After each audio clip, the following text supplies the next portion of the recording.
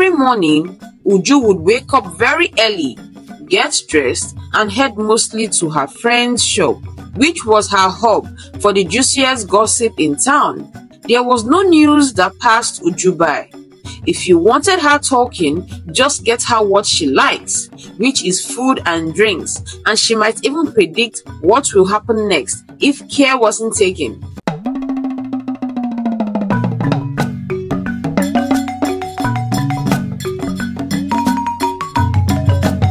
Once upon a time, in a faraway land, there lived a woman named Uju. Uju lived with her parents and some of her siblings. Every morning, Uju would wake up very early, get dressed, and head mostly to her friend's shop, which was her hub for the juiciest gossip in town. There was no news that passed Uju by.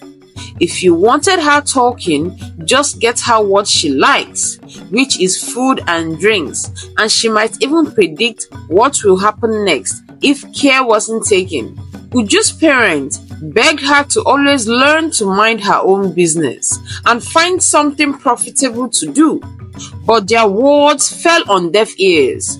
Uju was considered the international radio, and she didn't pass false information.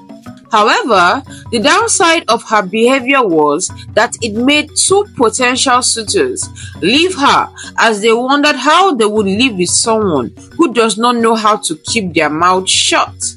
They were scared it would bring them to ruins. Uju was also responsible for breaking her sister's marriage when she spread the news about her sister's infertility issues, and the pressure from her sister's husband made him decide not to marry her anymore. This broke the family apart, and her sister has refused to talk to her since. Aside from the fact that Uju is a chatterbox, she is a very beautiful lady, and most men want to have something to do with her, but there is no secret she can keep, no matter how much she wants to.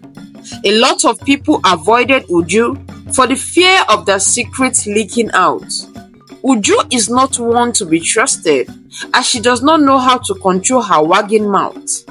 Uju's very good friend tried to advise her that what she is doing will make her lose any form of a serious relationship, but all she said fell on deaf ears, as Uju was more interested in being the first person to hear the news and the first to break it. It was as if she enjoyed the attention she was given. Her friend Ngozi chose her words carefully when talking to her dear friend, so much so that she did not even know her friend was about to get married, as she concealed it so well from her.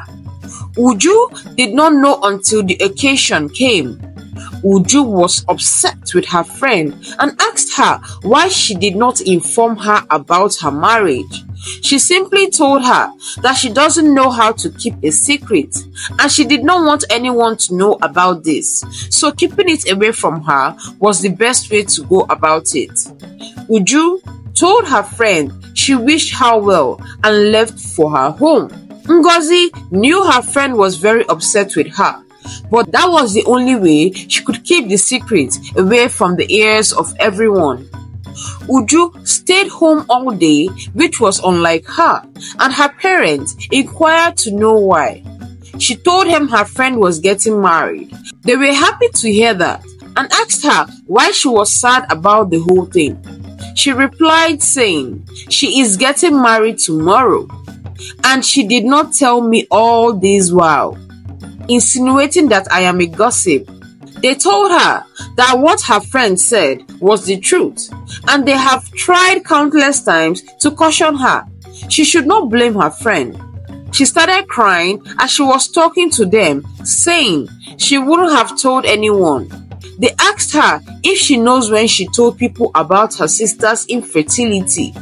Of course, you can't keep such a secret when you haven't trained your mouth to be shut. She left for her room and started asking why she was the way she was, that this habit is becoming uncontrollable. Most times, she finds herself eavesdropping on the conversations of people and going out and spilling the beans. After staying indoors for some days, she decided to go out. People wondered where she has been and asked her why she did not inform them about her friend's wedding on time so they could get ready. She asked them what they needed the information for. Some made jest of her that she did not know about this particular information, and that is why she did not attend her friend's wedding. She just left them without saying a word. She kept going until she realized that her friend is married and so no stall to go to and stay. She tried going to one of her distant friends so she could stay at her stall, and she pushed her off, saying she can't stay in her shop and tell her gossip, that she should find somewhere else to do her gossip, but not her shop. And so, one after the other, they stopped her from entering their shop. She began to ask herself if truly she had any friends, as no one wanted to associate themselves with her. It was then it dawned on her that her friend Ngozi was the only one who truly cared about her. She went back home, and after much thought, she told her parents that she wants to start a business, and they decided to support her wholly, as this is what they have been begging her to do for the longest time. Uju decided to visit the neighboring village so she could inquire about how to make beads, as that is the business she wants to do, and no one wanted to teach her the craft for the fear of anything being said to her getting leaked out. Uju walked a distance and decided to make use of the bush to ease herself, where she heard of a plot on how to destroy their village and take over the king's throne. She kept quiet for the fear of them seeing her, and when she heard no noise, she took off straight to the Igwe's palace. They asked her how she came about the information, and she narrated her experience to the king. The king simply told her not to worry, that no one dares enter his kingdom, and for the first time, no one believed what she had to say. She tried talking to her friends who turned their backs on her, but no one wanted to listen to what she had to say. She left and informed her parents, and they believed her and decided to go live in their mother's maternal side till things calmed down. Given the urgency of the matter, they packed up and left the town. At that town, she decided to learn a trade, but before she went out, her parents begged her to learn to keep her mouth shut, that it will save you from a whole lot, as no one really cares about you. She told her mom that she has learned the hard way. She went and found a stall that makes the beads she wanted to learn, and they made an agreement on the amount she would pay to learn the craft, and she left home to inform her parents about the development. Her parents asked her how her day went, and she responded saying fine, without giving any further details. And they were amazed, as the daughter they knew would have given them more than what she had just said. Uju did not want to ruin the chances they got in that new town, and so minded her business. She refused to even make friends. Anytime someone came to her madam's shop, she would close her ears so as not to listen to any gossip and stay out of trouble. This continued, and her siblings and parents took great notice of it. One day, word reached her family that their village was under an attack, and so many took to their heels. The events that occurred spread round, and a lot could testify that Uju warned them about the impending danger ahead, but they chose to ignore.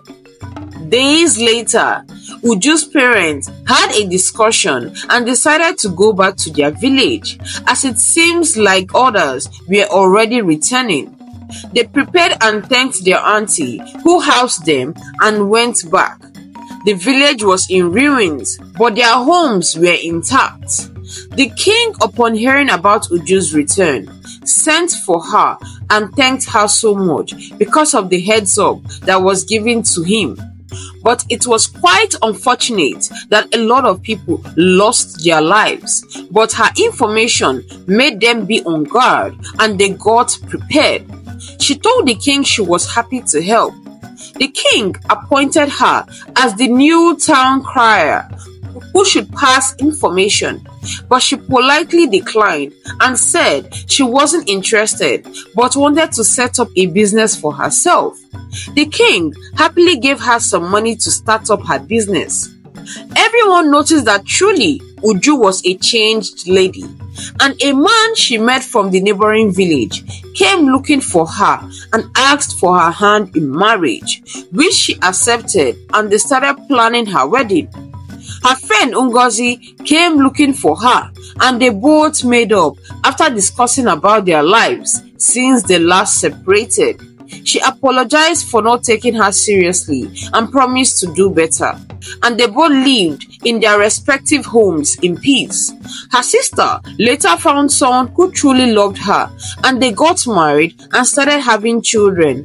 And the name Uju the Chatterbox became history. The end. Some of the lessons to be learned from these stories are: learn to control your mouth and the things you say. Learn that it's not everything you tell someone. Not everyone that is close to you cares about you, but only about the information you have at hand. Thank you so much for watching till the end. Please click on the subscribe button to support us. Turn on the post notification to get notified when I upload a new story. Like, share, and comment your thoughts. Till then, bye.